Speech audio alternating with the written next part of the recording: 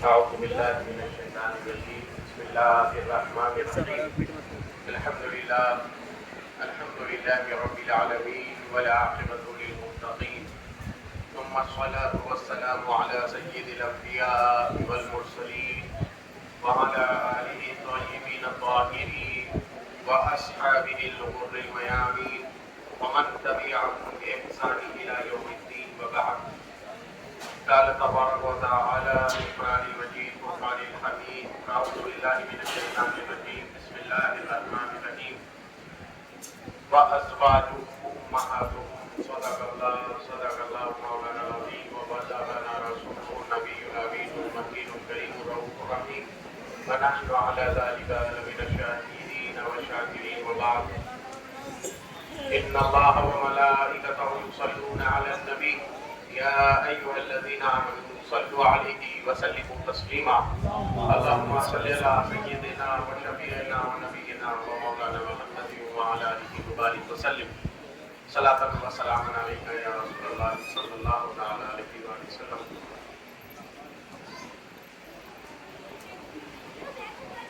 گردن پر مسلمان کے اسلام کا ہے احسان، گردن پہ مسلمان کے اسلام کا ہے احسان، اور اسلام کی گردن پہ ہے احسان خدیجہ، اور اسلام کی گردن پہ ہے احسان خدیجہ. ایمان کا محور ہے تو نفس پیمبر، ایمان کا محور ہے تو ہے نفس پیمبر. ایمان عصمت کا پیکر ہے تو ہے جان خدیجہ، عصمت کا پیکر ہے تو ہے جان خدیجہ. السلام علیکم ورحمۃ اللہ تعالی وبرکاتہ. جمیع سامعین و سامعات، حاضرین و حاضرات، آج کا یہ موقع جناب ام المومنین سیدہ صدیقہ طیبہ طاہرہ سیدہ خدیجۃ الکبریٰ سلام اللہ تعالی علیہم اجمعین کے یوم وصال کا ہے. آپ کی شخصیت پر ہلکا تبصرہ کرتے ہوئے جناب صاحبزادہ سید سلمان چشتی صاحب نے کافی کچھ کہہ دیا ہے. اس مختصر وقت کے اندر میں چند باتیں آپ لوگوں کے سامنے پیش کرنا چاہتا ہوں. قرآن عظیم فرقان کریم میں اللہ رب العزت ارشاد فرماتا ہے کہ نبی کی بیویاں وازواجہ امہاتہم، نبی کی تمام بیویاں، ازواج جمع کے لیے آتا ہے، زوج لفظ نہیں بولا، ازواج بولا ہے. تمام بیویاں حضور کی تمام امت کے لیے ان کی مائیں، تمام بیویاں حضور علیہ السلام کی تمام امت کے لیے ان کی مائیں. اب ماں کی حیثیت ہر نبی کریم صلی اللہ علیہ وسلم کی زوج کو حاصل ہے، مگر یہاں امتیاز جو جناب سیدہ خدیجۃ الکبریٰ کو حاصل ہے، وہ میں یہ کہنا چاہتا ہوں کہ جناب سیدہ خدیجۃ الکبریٰ ان ماؤں کی بھی ماں ہے، ان ماؤں کی بھی ماں ہے جناب سیدہ خدیجۃ الکبریٰ.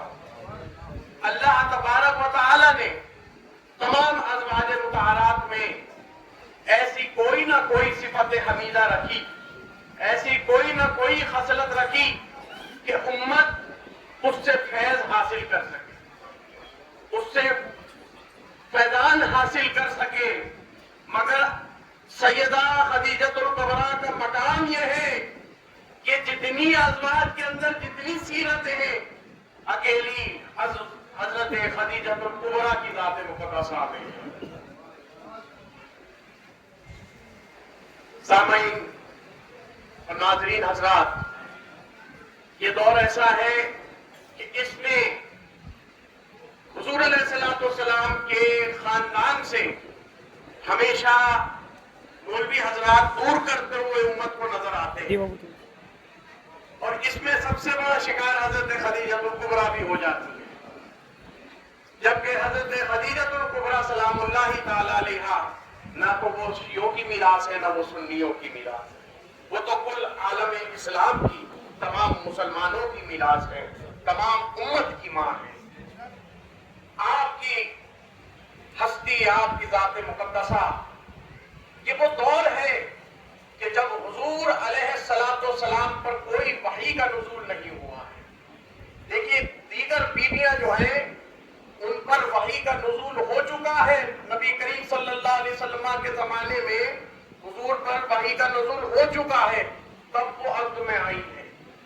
یہ وحی کا دور شروع ہو چکا، نبوت کا دور شروع ہو چکا ہے، رسالت کا دور شروع ہو چکا، وعظ و تبلیغ شروع ہو چکی، حضور پر وحی آ چکی ہے۔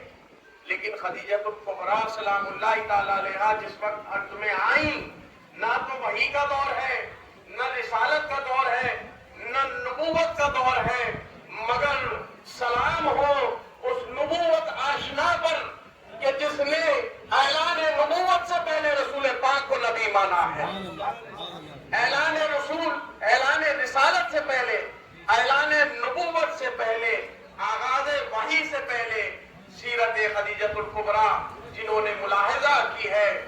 گاہے بگاہے یہ دیکھنے میں آیا کہ نصارہ کے بڑے پادریوں نے، یہودیوں کے بڑے احبار نے بارہا پیشین گوئی کی کہ یہ جو ہے محمد عربی صلی اللہ علیہ وسلم یہ قریب پیغمبری کا دعویٰ کریں گے، یہ رسول ہونے کا دعویٰ کریں گے اور یہ اس میں حق بجانب ہوں گے، ان پر جبریل امین وحی لے کر آئیں گے۔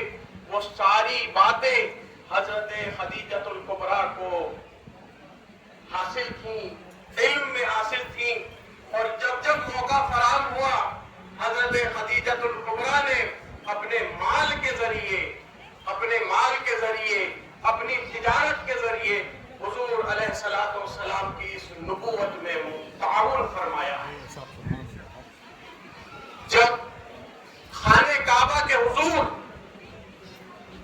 بیت اللہ کے حضور کوئی سجدہ ریز ہونے والا مسلمان نہیں تھا کہ آسمان دنیا اس بات کا شاہد ہے، تمام ملک و جنس اس بات کے شاہد ہے کہ وہ دو شخصیتیں تھیں جو حضور کی ابتدا میں نماز ادا کرتی تھیں۔ وہ دو شخصیتیں تھیں، صحیح بخاری اور مسلم میں صحیح حدیث ہے، حضرت عبداللہ نے حضرت عباس بن عبد المطلب سے ایک شخص آیا، عمیر نامی کوئی شخص تھا، تجارتی حوالے سے مکہ شریف آیا، اس نے دیکھا یہ ماجرا کے خانہ کعبہ کے حضور، قبلہ کے حضور، تین شخصیتیں سجدہ ریز ہیں۔ حضرت عباس بن عبد المطلب سے طلب فرمایا یہ کیا ماجرا ہے، یہ کیا معاملہ ہے، یہ تین شخصیتیں کیا کر رہی ہیں اور یہ کیا ہو رہا ہے؟ حضرت عباس ابن عبد المطلب جو حضور علیہ السلام کے مومن چچا ہیں، انہوں نے یہ فرمایا کہ یہ جو آگے ہیں ان کے، یہ جو امامت کر رہے ہیں، یہ جو سجدہ ریز ہیں، یہ میرے بھتیجے محمد رسول اللہ صلی اللہ علیہ وسلم۔ ان کے دائیں ہاتھ جو بلوغ کے قریب، علوم کے قریب، جو بلاغت کو ابھی پہنچا نہیں ہے، عقل سلیم جو انسان کی فراست کو مطلوب ہے، ادراک ایمان کے لیے فراست مسلمان جو ہے، ایک انسان کی فراست، اس کو بھی یہ شخص نہیں پہنچا ہے۔ یہ میرا بھتیجا علی ابن ابی طالب ہے، یہ کم سنی میں یہ جو نماز ادا کر رہا ہے، اور یہ جو الٹے ہاتھ جو نماز ان کے ادا کر رہی ہے، یہ جو خاتون ہے، یہ جناب محمد عربی صلی اللہ تعالی علیہ وآلہ وسلم کی زوجہ محترمہ سیدہ خدیجۃ الکبریٰ سلام اللہ تعالی علیہا ہے۔ ارے اسلام نے تجارت سیکھی تو سیکھی تجارت حضرت خدیجہ کے گھر سے ہے۔ اسلام پر مال نثار ہوا ہے اور قیامت تک اس کا اجر عظیم اگر کسی کی بارگاہ میں پہنچتا رہے گا تو جناب خدیجۃ الکبریٰ ہے۔ ہر مقام پر جہاں دشواریاں آئیں، اور شیبہ ابی طالب کو کون بھول جاتا ہے، شیبہ ابی طالب میں ایک